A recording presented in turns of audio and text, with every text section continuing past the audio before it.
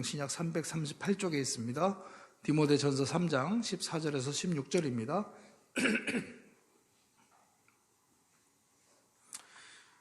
우리 세 구절의 말씀이니까 길지 않으니까 우리 한 목소리로 14절에서 16절 같이 읽겠습니다. 시작. 내가 속히 내게 가기를 바라나 이것을 내게 쓰는 것은 만일 내가 지체하면 너로 하여금 하나님의 집에서 어떻게 행하여야 할지를 알게 하려 함이니 이 집은 살아계신 하나님의 교회요 진리의 기둥과 터니라. 크도다 경건의 비밀이여 그렇지 않다 하느니 없도다. 그는 육신으로 나타난 바 되시고 영으로 의롭다 하심을 받으시고 천사들에게 보이시고 만국에서 전파되시고 세상에서 믿음 받으시고 영광 가운데서 올려지셨느니라. 아멘. 네, 오늘 본문 말씀을 가지고 진리의 기둥을 세워가는 인생, 이런 제목으로 함께 말씀을 나누겠습니다. 자, 오늘 본문 이 디모데전서 3장을 전체적으로 보면 이 디모데전서 3장 말씀은 이제 교회에서, 우리 일반적인 교회에서 임직을 위하여, 또 장로나 권사, 안수 집사를 선출하기 위하여 투표할 때마다 이제 목사님들이 주로 반복해서 설교해 주시는 그런 본문이 디모데전서 3장이죠. 교회 안에서 감독, 요즘으로 말하면 아마 장로님 같은 경우가 될 거예요.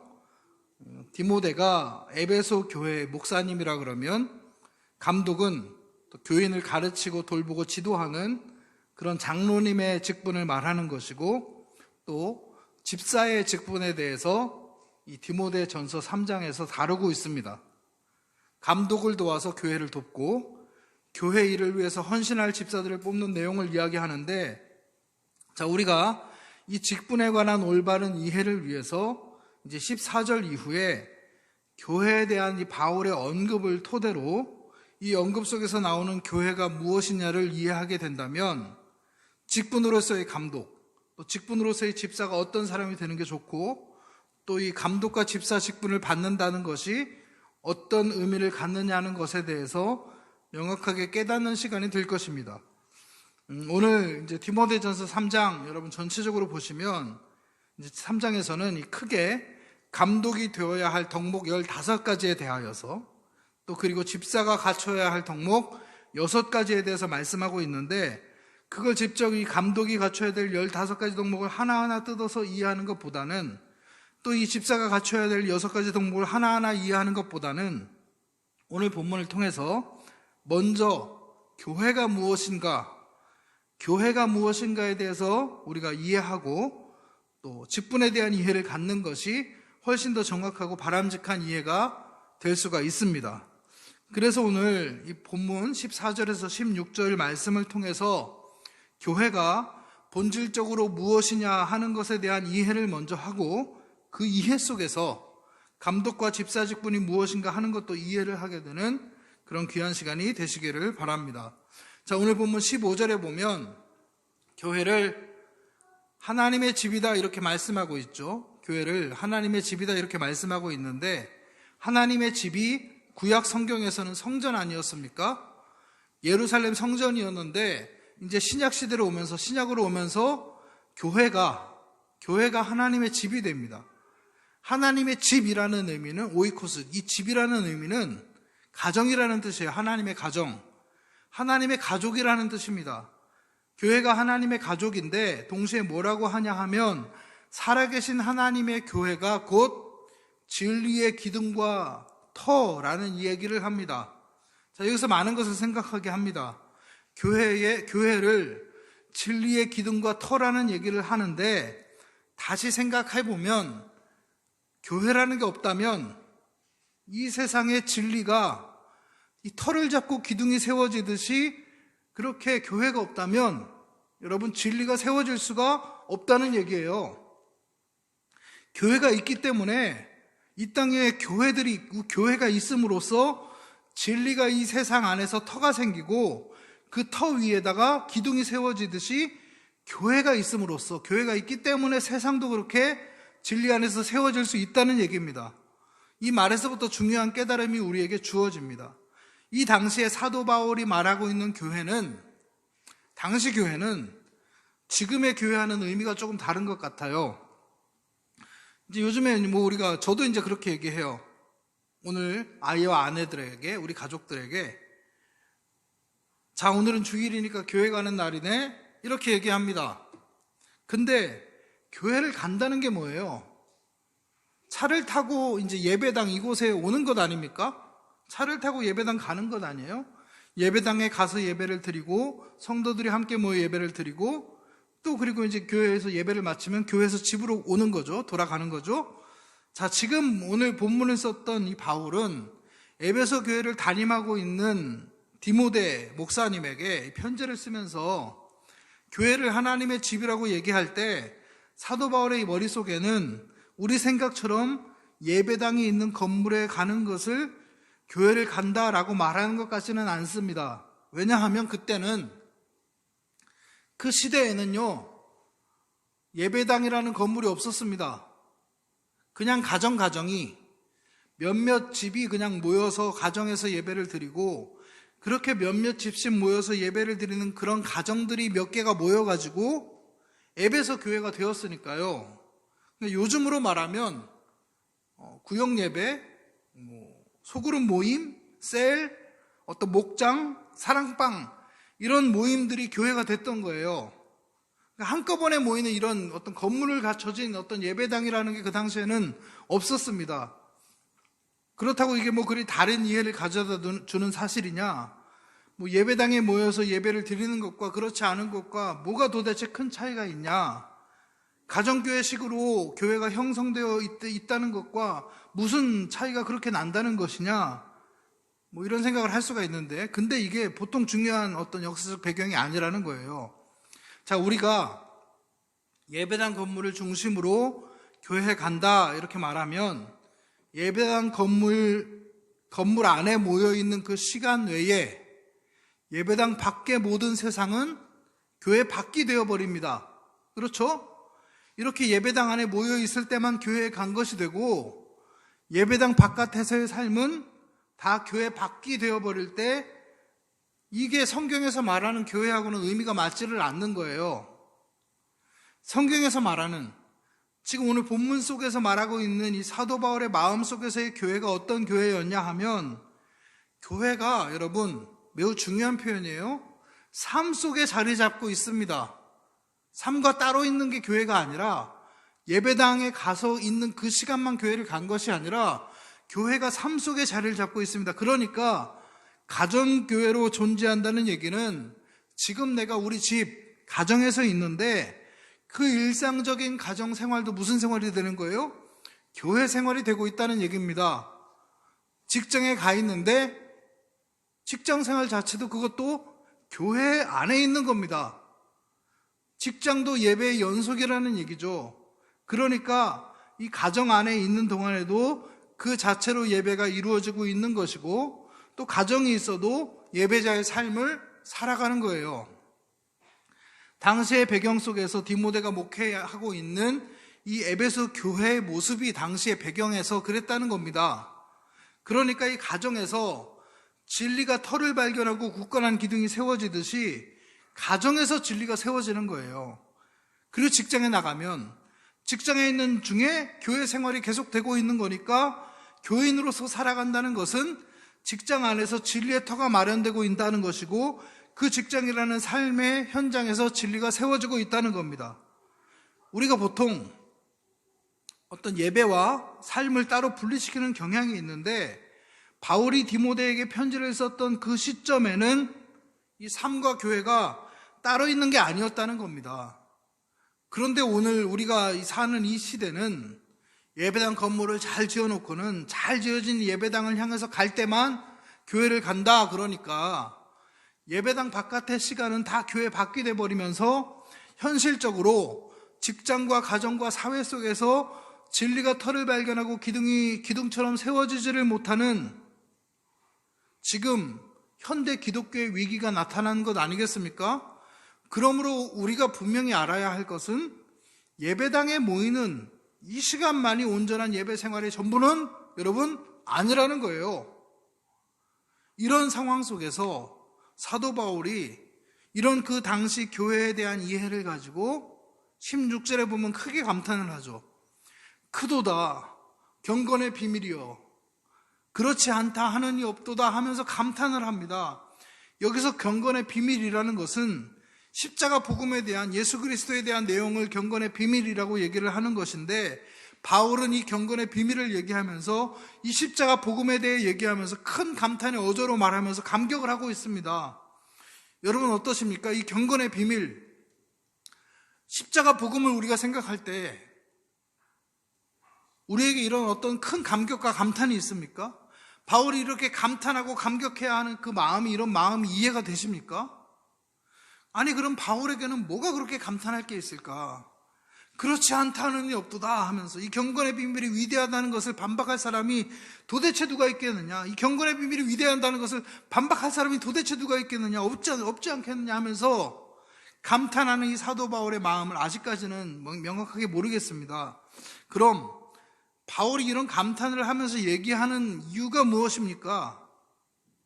에베소 교회의 소식을 듣고 편지를 쓰고 있는 이 바울은 에베소 교인들 중에 직분자로 세워질 만한 사람들이 있다는 얘기를 듣게 되었고, 처음에는 이 복음의 불모지였던 터키라는 나라의 이 에베소라는 이 지역의 복음을 전하고, 에베소 지역의 목회자로 디모데, 자신의 제자 디모데를 세우고 보니까 디모데가 목회를 아주 잘해가지고 이제는 이렇게 감독으로 또 집사로 세울 만한 사람들이 생겨나고 있었던 것입니다.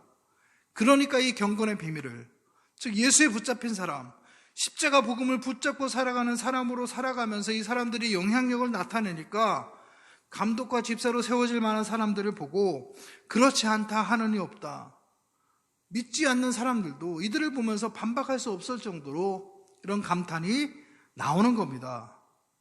교인들의 모습 때문에. 에베소 교인들의 가정이라는 삶의 현장에서, 그들의 생업터 위에서, 직장이라는 삶의 현장에서, 그들의 삶 속에서 이 경건의 비밀이 그들의 언행을 보고, 그들의 습관을 보고, 그들의 성실성을 보고, 이런 이 경건의 비밀이 교회 안에서가 아니라 그들의 삶 속에서 나타난 겁니다.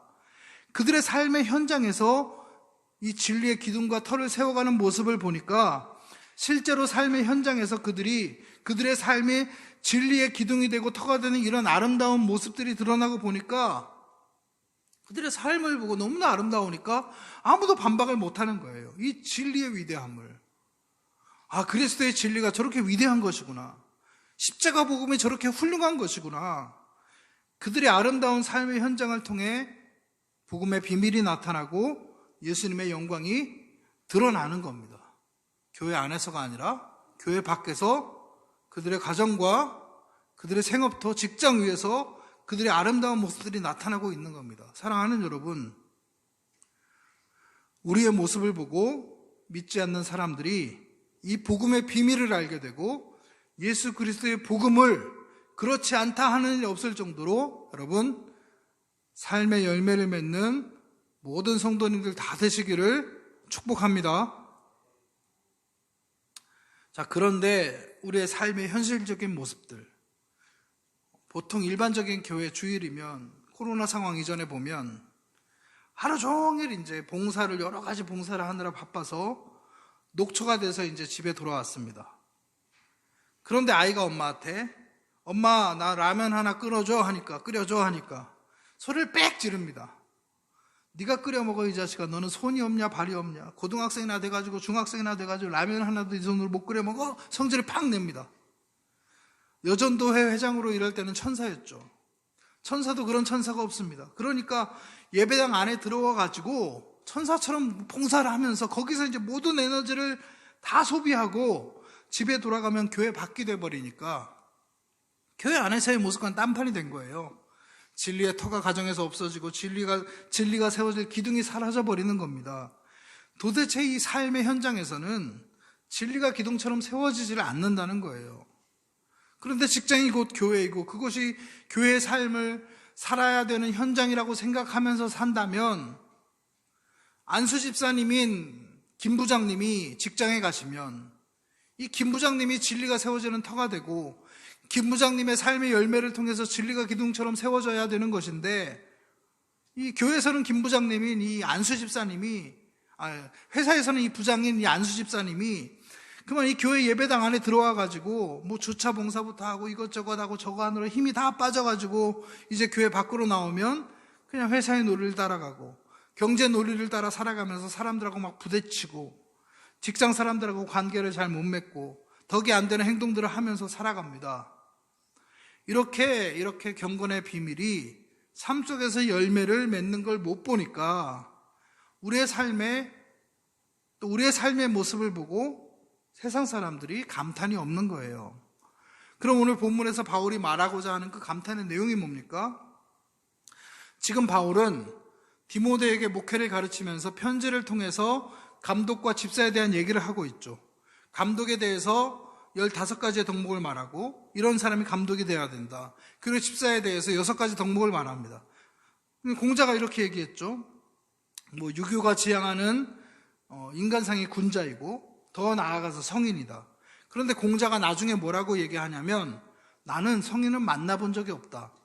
그러나 군자라도 한번 만나봤으면 좋겠다. 이렇게 얘기를 합니다. 성인은 말할 것도 없고 군자라도 한번 만나나 보기나 했으면 좋겠다 이거예요. 군자가 어떤 사람입니까? 학식과 덕을 겸비한 자예요. 학식이라는 것도 덕과 관계되는 겁니다. 옛날에 학식이라는 것은 요즘처럼 테크놀로지 그런 학식이 아니고 나를 닦는 데 이바지되는 그런 학문들이었습니다. 그러니까 이 덕이 풍부한 사람이 군자인데 공자는 그런 사람을 단 한 명도 못 봤다는 거예요. 근데 오늘 본문에 감독도 집사도 그 말대로라면 군자 이상이에요. 이게 무슨 뜻이냐? 사도 바울이 감독과 집사의 덕목에 대해서 쭉 얘기했어요. 말을 해놓고 보니까 이런 심정이 드는 겁니다. 도대체 이런 덕목을 다 갖춘 사람을 어디서 만나겠나? 내가 디모데 너에게 지금 말하고는 있지만 감독의 15가지 덕, 집사의 6가지 덕을 다 갖춘 이런 사람들을 이 세상 천지 다 돌아다녀 봤지만 어디서 내가 만나겠나? 근데 놀랍고 감탄할 일은 노예 출신의 평범한 사람들이 이 경건의 비밀인 주님의 십자가 복음을 붙잡고 살아가고 있는데 그렇게 시간이 지나다 보니까 온 천지 사방을 다 돌아다녀 봐도 찾을 수 없는 그런 사람들이 다 되어 있더라. 감독이 될 만한 사람, 집사가 될 만한 사람들이 다 되어 있더라는 겁니다. 태어날 때부터 성인의 자질을 갖고 있는 것도 군자의 자질을 갖고 있는 것도 아닙니다. 단지 죄악 속에서 허덕였던 똑같은 죄인들이었는데 누구보다 더 앞장선 죄인들이었는데 십자가 복음에 붙들려 있었다는 것은 그 하나 때문에 십자가 복음에 붙들려 있었다는 그 하나 때문에 이게 경건의 비밀 아닙니까? 경건의 비밀 그 하나 때문에 그거 하나 때문에 교회 안을 들여다보니까 15가지 덕목을 실천하며 살아가는 사람들이 여기에 있었구나. 여기에 있더라는 얘기예요. 그러니까 크게 감탄을 하는 것이죠. 인간에 대한 이해가 깊으면 깊을수록 통찰이 아주 깊은 지혜자이면 지혜자일수록 인간이 어떤 존재라는 걸 다 알고 있습니다. 소크라테스, 인간이 얼마나 무지한 존재라는 것을 잘 알고 있었습니다. 공자는 맹자와 함께 성선설의 입장에 서 있었지만 그럼에도 불구하고 성선설의 입장에 서 있었음에도 불구하고 천하를 돌아다니면서 가르치는데 군자라는 이런 덕목을 갖춘 사람을 한 번도 못 본 거예요. 군자를 못 만난 거예요, 군자를. 자, 사도 바울도 마찬가지죠. 전도한다고 로마 제국의 천하를 돌아다녀 볼 때 어디 제대로 된 사람 한번 만나본 적이 있습니까? 그런데 묘한 것은 그렇게 죄에 허덕이고 있는 어머니 뱃속에서부터 뼈까지 죄로 물든 인간들이 이상하게 예수 그리스도 십자가 복음 하나 마음에 붙잡고 그 어려운 시기를, 환난과 핍박 시기를 살아가고 있는데 이 사람들이 15가지의 덕목을 충족시킬 수 있는 사람들로 변해가더라 하는 얘기예요. 과거에는 어떻게 살았던지 지금 현재 보니까 그런 사람들이 돼 있더라는 얘기입니다. 이게 얼마나 놀라운 사실이냐 이겁니다. 7절에 보면, 성경 7절에 보면 외인에게서도 선한 증거를 얻은 자라고 나오는데 쉽게 말하면 믿지 않는 사람들에게, 외인에게 칭찬받는 사람이라는 겁니다. 여러분, 교인들이 외인에게 칭찬받는 사람이라는 겁니다. 에베소 교회에 이런 사람들이 있었다는 거예요. 바울이 이런 성도들의 모습을 듣고 이런 소문을 듣고 이런 자들을 잘 세우라는 의미로 지금 디모데에게 편지를 쓰고 있는 것이니까 이 소문을 들었던 거예요. 이렇게 성도들이 직장에서 생활 속에서 삶 속에서 예배자로서 살고 있으니까, 가정에서도 아버지로서 어머니로서 예배자로 살고 있으니까 자녀들 앞에서도 그냥 가정일 뿐만 아니라 자녀들 앞에서도 교회에 연속된 삶을, 예배당에 있을 때처럼 예배자의 삶을 가정이든 직장에서든 살고 있는 거예요. 오늘 말씀에 나오는 감독의 덕 중에 뭐가 있습니까? 4절에 가정을 잘 다스리는 자. 다윗이 성군이라 그러지만 아내가 수도 없이 많았는데도 불구하고 밧세바를 또 범하죠. 그러니까 하나님께서 그렇게 많은 아내를 내가 너에게 주었는데도 또 부족하냐? 네가 부족하다면 내가 더 주었을 텐데 살인까지 저지르면서 무슨 짓을 하는 거냐 혼을 내시죠. 성군도 그런데 하물며 능력만 있다면 보통 사람들이야 왜 그런 짓을 못하겠습니까?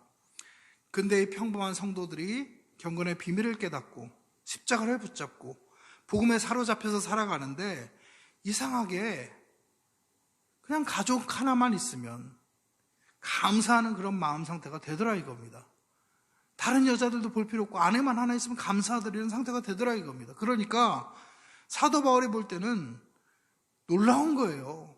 이들은 죄인들이고 똑같이 죄인들이고 더군다나 이방인들이었는데 보니까 에베소 교회에 감독할 만한 사람들이 나타나고 있거든요. 다는 아니지만 선별되고 있거든요. 그러니까 아니 어떻게 이런 사람들이 교회 안에 생겨나게 되었는가. 이것이 경건의 비밀, 복음의 비밀입니다. 즉 십자가 복음을 붙잡고 사니까 육체를 통해 나타나는 모든 행동들이 도저히 상상할 수도 없고 생각할 수도 없고 나타날 수도 없는 아름다운 행동들이 나타나는 거예요. 그러니까 감독과 집사는 누구냐? 끊임없이 주님께 마음을 드리고 믿음의 선한 싸움을 하고 있는 사람들, 어떤 상황에서도 믿음을 지켜나가는 사람들, 하나님 아버지의 마음과 합해져서 온전히 하나님과 동행하고 주님이 생각하는 그곳에 마음이 가 있는 사람들, 그래서 계속해서 하나님께서 기쁨과 만족과 평강의 빛을 마음속에 쏴주시고 있는 그런 사람들, 그런 사람들이라면 가정에서 직장에서 어떻게 살아가겠습니까?